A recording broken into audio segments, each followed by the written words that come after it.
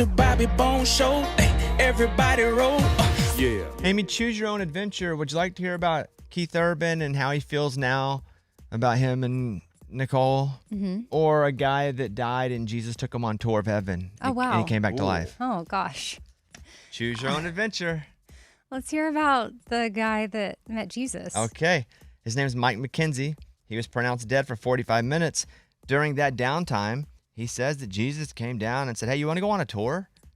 And so Jesus took him on a tour and was just walking him around. And he says he went through a personal tour of paradise. He saw the grass, saw a couple other places too. And then Jesus was like, all right, you got to go back. And so took him back. Tour was over and tour ended. That's it? Mm-hmm. Okay. What's up with Keith and Nicole? Yeah, next story, please. That was dumb. Yep. Prove it didn't happen. I know, but we need more details. That's fine if it happened. There's nothing like super crazy. Like the grass. It's not crazy. He went on a tour of heaven. No, I feel like, yeah, that's wow. Okay, but they didn't have some crazy, super wild experience together. They touched grass. He saw paradise. Yeah, but what does that mean? That's the first person that's gone on tour of heaven. With Jesus. Yeah, that I've heard of. Okay, I mean, I guess it's what you call it. I mean, people have had No, 6 this seconds is full in tour. heaven. This Yeah. is full. Like, hey, Or come on that's up. a game you play. It's like when you go look for an apartment. You're like, let me get on the golf cart. We're gonna drive you around. Right. Imagine that. These are the amenities. Here's the weight room. Here's the pool if you ever want to use it. That's from the Daily Mail. Now the question is, do you believe the guy? And do you know what I believe? That he probably had this dream. Mm-hmm. Yeah. But I can't prove he didn't. And I've often said, if something happens and you go out and they're like, legally dead, and you come back, the first thing you should say is, I saw the light. And you know who talked to me? Abe Lincoln. And you know what he said to me? People can't prove that he didn't. Would you choose Abe Lincoln over Jesus? I'd started Abe Lincoln, but then Abe took me to Jesus. Because if I went straight to Jesus, I think people would go like, well, what's he up to? So Abe was my tour guide who took me then. Because you can make up whatever you want. I mean, wouldn't it And I think a lot of people be Peter? Peter was busy. He had people that were actually dying. He has the list. Yeah. Peter's there with people who are actually dying. Okay. I'm there just temporarily, so they don't give me Peter at the gate. Right. You just got to beware of people who say this kind of stuff, because in the end they ask for money, and then it's all. Keith Urban, you say. Mm-hmm. He's reportedly relieved that Nicole Kidman has moved on. Oh. Whoa. What an interesting thing to say publicly. Did he say this No, or of people? course not. Insiders are saying? Like one of his good friends. Yeah. This is page 6. I know, right? One of his Always. A dearest- secret good friend of Keith Urban who will never mention has told us, you're right. Despite earlier reports that Keith Urban is devastated, page 6 is reporting it may be exactly the opposite. Sources close to the musician tell the outlet that Keith was the one who wanted out and that he felt guilty. However, seeing Nicole happy has reportedly lifted a weight off his shoulders. The source, just never believe any of this stuff. If it says source, if it says just research says, if it's just a graphic on the internet, we've been doing this, don't believe it. So, who knows? I hope everybody's living a happy life. Yeah, I hope they're both just happy for each other. Has she moved on? She's like dating? Yeah. Some rich dude. Oh. Supposedly. Allegedly. Right.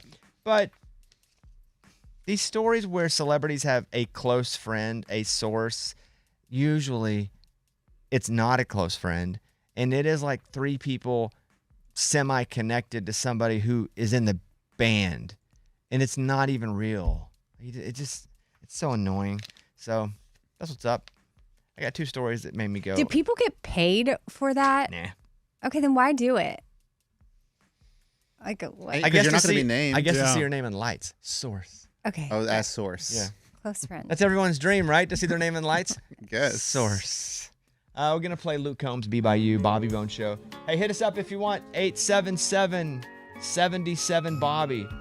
That is our number. Thank you for listening. I was canceled because his kid wouldn't sit down. I'd be so mad. And then also, you're bad parents. Yeah, where Yeah. were the parents? By the way, I never want to parent shame. You're bad parents. Yeah. So this flight was going to Toronto, and they had to wait until the next day because the kid wouldn't stop standing in a seat. so they couldn't get buckled in. And so the kid just would not sit down, would not secure a seatbelt, and the parent tried. I'm bigger than you. I know, but I guess I don't know the size of the child and how defiant they are generally. But if you're standing in a seat, you can only be so tall because your head would hit the top. So that's how maximum 3.5 feet.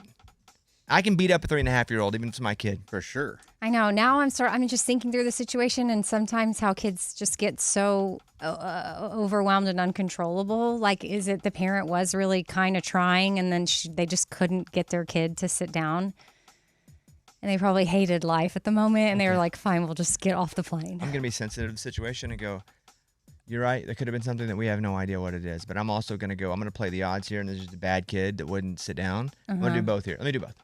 Okay, one version. And I don't know what was going on with that parent and that kid, and I feel really bad because I don't know the sensitivities that child had. It could have been anything. Yeah, like if they're the front part of their brain, like they call it the lid flipping, like if that lid flips, there's just like no rational thinking sometimes. Now I'm going to do the other side.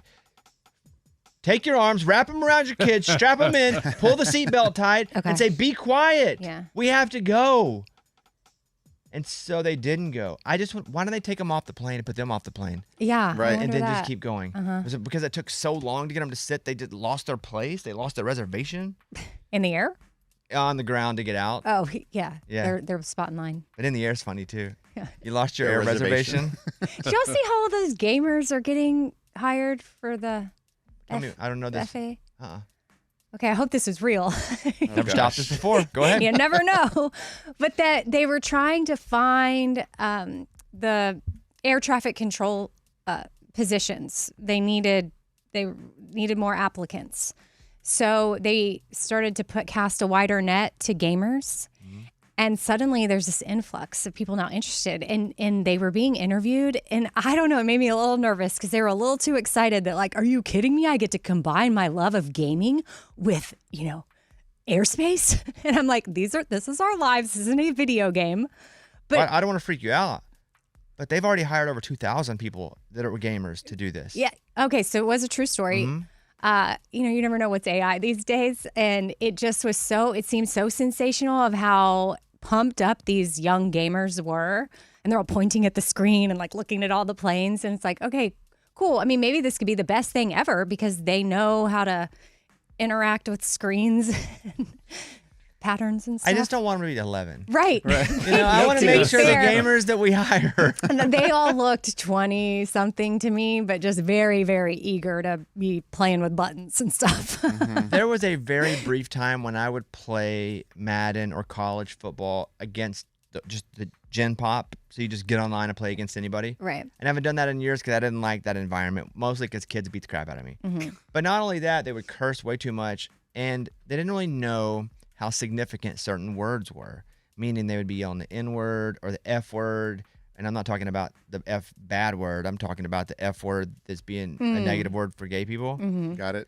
And so that was just so prevalent where kids were doing that. Can you imagine getting on and listening to air traffic control and that's all they're yelling is those? Right, because they got their little headset and their keyboard and they just go into where they gamer are. mode. Right. Yeah, you're right. Okay. They've hired 2,000 or Wow. so. Okay. I did read that. But also, I think I've played enough NCAA college football that I could be an offensive coordinator Right. in college football. Like, I probably need about 4 days actual training, and I'm in. Akron, I don't know when they're drawing from my job. Do we know? I would keep waiting for the call. You're calling it your job. Yeah. Yeah. That's good, though. It's good. Manifest. Act as if. When I bought season tickets to Akron, it's August 19th. So if today's the 11th, 7 days from today is the 18th. So that one more day is the 19th. So that would be next Wednesday. Okay. I'm getting there. So we'll find out soon.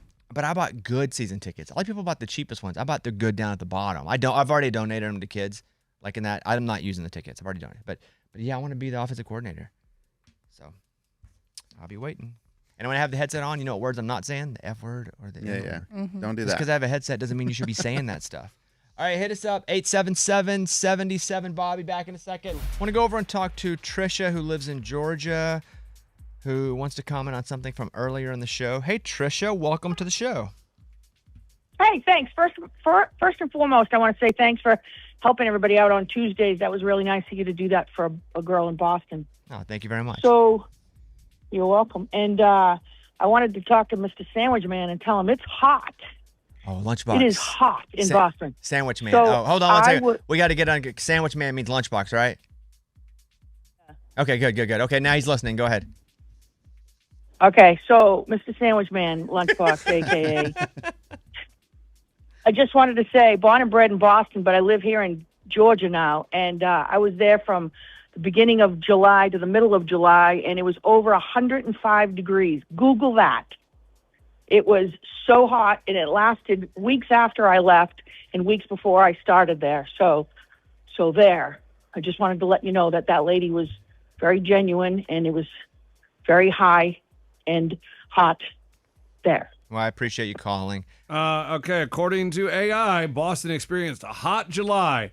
Average maximum temperature, 82 degrees. No, I looked it up. There was 100-degree days. Whoa, if you want to look at You that, just said average. That's still, different. they experienced 100-degree days. For those that have no idea what we're talking about, I give you a quick version. It's Tuesday, so I try to help people in my my DMs. So this lady said, "Hey, I'm older, only have Social Security. Can you help? Because it's gotten so hot this summer, I can't pay my electric bill, my air." So I paid her electric bill for a few months. And then Lunchbox was like, "It ain't even that hot in Boston." And Trisha here and Amy, but he keeps going average. And you're probably right about the average, but that doesn't mean there's not a week of over 100-degree days. I also saw a clip, like I was just searching more, and there was a clip on the news. Hottest July ever. Really? Yeah, it said that. Yeah, 82 degrees. Something like that. Huh. It was indicating that this July was unusually hot up there. Yeah. Thank you, Trisha. I appreciate you. You're welcome. Yeah, you have a great day. Sandwich boy. Thanks. So, yeah, Sandwich Boy. I never even heard of that. Well, I don't even understand that. Lunchbox. Because you're okay. lunch. So Joe Amible, he was on The Bachelor. He was grocery store Joe. He had found the tumors in his head because he did the body scan. And so I saw a picture of him. I follow him. I know him. We did Dancing with the Stars same season. And so he says that after they found a blueberry-sized lesion in his brain, that they got it all. Quote, they got it all. So he added in the comments, incredibly grateful to the team at NYU Langone Health for their endless patience, care, and compassion. He's at home recovering and grateful to have been in such good hands. Oh, good. He's already at home. So that's what this says. That's I saw awesome. the pictures of him yesterday. Man, it makes me nervous about doing that, though. The scan? I've thought about that. You should. Okay, what? You should then. I wish. Isn't it expensive? Like really expensive? It's not I mean, real. it It's not depends. really Sometimes they have expensive. deals. But it's what's I'll- your Wait, life what's worth? really expensive? $500. Oh, yeah, it's that. Yeesh. I thought you meant like $1 million. No. $1 million? I don't know. I don't know what he. But I feel like everyone should, but I think most people don't because it's kind of expensive. Yeah, kind of. I would agree with. Yeah. Well, sometimes I do spots for this place called Craft Body Scan, and they do couples scans where you basically get you and then your couple for free, but y'all are couples, so it's sort of you're splitting the cost. Like Date you pay night. for you, and you get to bring your loved one to get scanned. Like around Valentine's Day, they'll do couples heart scans. Let's do something romantic and find tumors in each other. That's what it would That's feel like funny. to me. It's I scary. feel like I would love that as a gift. I know. I should do that. Dude, so he had brain surgery, huh? And they had to go in there and get. Damn, that's crazy. Yeah, That's scary. The picture I saw of him, I think he was in a wheelchair with his head wrapped. Yeah. Wow. That's tough, man. There's a woman who hasn't had her hair cut since 2015. She has the Guinness World Record for the longest hair, 8 feet 10 inches. Oh, That's long. I remember growing up watching Crystal Gale. Yeah. She had long hair. She had the really long hair. But this woman's hair, I'm looking at a picture of it. It's weird. It looks like it's a fur coat. Like, you know how a wedding dress has a train? It looks like Yeah, she's wearing it's- a fur coat from her head with a huge train. That is wild. But like when you get married, don't they have to help you like steps and stuff like that? So how does she walk around with that thing dragging? right. So I would imagine it doesn't drag, that she has it up most of the time. I don't think she wears it as a train. Okay. That is so long. When you say, hey, I can't go somewhere because I have to wash my hair, Yeah. that's for a whole day No, for we her. get it. That's like she can't Oh. even go to work. Wow. 8 feet 10 inches, and then it becomes your identity. Yeah. It's what everyone knows you for, so you probably don't cut it because that's your thing. Everybody wants a thing. We all have something as part of our identity. That's her identity now. She's hair woman. But once you set the record, can you just, like, she set the Guinness World Record, now cut it? Well, But that's her identity. And she can do tours too. Yeah. You ever see people circuses. with the really long fingernails and they like wrap around? Yes, that's Ugh, crazy. those are That's gross. crazy too. And that becomes people's identity. Yeah. Like we're all known for something. What disorder is that? What? Where you want to live your life to have this identity with long nails so you can have a record, but you can't do anything. Well, I don't think that's a disorder. I think It's something. we all have something that we're known for. And I think in a positive way, a positively toxic way, I think as a very young kid, I was told I was smart. So I felt like that was my identity. So I had to keep being smart. And I think I was put in these classes way early on, and I was like, oh, I must be smart. I got to keep they got to keep thinking I'm smart. This is my identity. I'm like the smart kid. So I got to continue that. And that was a sign to me early. I don't know if I would have been put in those classes if I'd have really been smart. I might be here today like this. I don't know. We have things that are assigned to us as our identity and things that we choose. No, I know. I definitely had the opposite of you. I was assigned the identity that I was stupid. Yeah, no one ever told me that. I wasn't No. meaning that specifically for comparison. Yeah. No, I know. But I mean, there's a lot of people that have that. I mean, you can change course. Obviously, I don't believe that about myself anymore, but I spent many years believing that. So you're saying that if our parents would have said I was smart, I'd be smart right now? Maybe. I'm saying that had you been told earlier in life, and we can just use that as an example. Yeah, smart. And it was put into you that you are extremely intelligent, but let's say you still had, what do you have? Dyslexia and dyscalculia. But let's say you knew that, and they say you are so smart. You have something that makes you think different. These kids that don't have that are so unlucky because they don't have to think different like you. Traditionally, you're not going to see things like they do. But you know how lucky you are that you get to see and figure things out different? That's going to make you so smart in life. Had you grown with that in your brain the whole time, I do think at this point, at this age, you wouldn't feel like you were stupid. You were just told you were stupid growing up because they didn't understand what was going on with you. Dang, that's crazy. Yeah. Yeah, nobody diagnosed us. What's No. up with that? And if it were known and you were talked to a specific way, you were communicated with, and you always felt this about yourself, you would continue to prove that about yourself. Like, I think I'm pretty quick. I think that's always been a God-given ability. That being said, I got put in these classes like as soon as I was in school. But I think I was told, oh, I'm in the smart classes. I'm smarter than everybody else. So then I was forced to think that and know that and choose that but I don't know that I would have been had I not been told that. Let me get this straight. No, I'm not right about this. I'm just telling you No, my no, theory. no. I have a theory. If they would have, because Eddie and I clearly, and probably Lunchbox, I don't know. We I weren't was gifted and talented. Okay, well, Eddie and I were not gifted and not. talented, and we knew it. Wait, what? Yeah, I was in gifted and talented. Did they make a mistake? What year?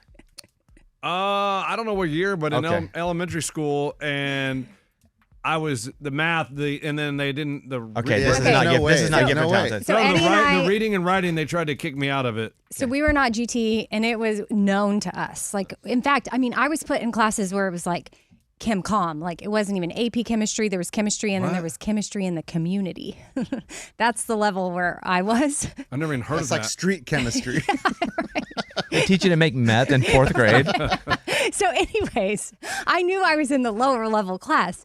But if they had told us let's just say hypothetically, they told us we were in the AP, even though we weren't. No, they can't lie to you about that. Well, go with me here as an experiment of a placebo effect. Like, we think we're in that, therefore our brains start acting as if we are. I think there's something to that, but they can't lie about the actual class you're in. I know. 'Cause you can And just then look there's a at- whole look at the book. comprehension thing. Yeah, but the greatest example I can give of mine telling you can do something and you doing it is forever ago, nobody could run a 4-minute mile. The first time a Yes. 4-minute mile was run, 3 weeks later, everybody's breaking the 4-minute mile mark. Yeah. Once you're told and it's known it can be done, you can do it. And once you're told something can be done, you can do it a lot of times. So I think conditioning is a big part of it. Positive huge. conditioning. It's a huge part. Have you ever seen that Jim Quick's books? He does a lot of work with Did he the do brain. oil changes? Jim Quick. No. No. No. But he has a book called The Boy with the Broken Brain, and he was a very sharp kid. And then there was an incident when he was in grade school where he fell off a chair and hit his head. And it messed up something that was going on in his head. And then a teacher said to him something about his brain being broken. So then he went all the way through high school, and it wasn't until college that he started to rewire his brain back to his intelligent self, because from elementary through high school, he thought he was the boy with the broken brain. So therefore he operated as such. And then in college, he realized through reading he could rewire it, and he got back to where he was through what you're saying, Bobby, of how he talked to himself and what he truly believed about himself. Yeah, a lot of times by what we're told, we are. Yeah. And so you want to have great influences around you, and you want to be a great influence on your children and tell them things. Yeah. So it's making me think I need to go back and tell them they can play professional sports, because from the start I was like, you're never going to play professional sports. Like I think we're missing a little bit of the point here, but okay. I would just say right? keep dreaming, keep working hard. You can do maximize your potential. I wonder if I can go back and change what I've said now. Okay. Thank you, everybody. We're gonna get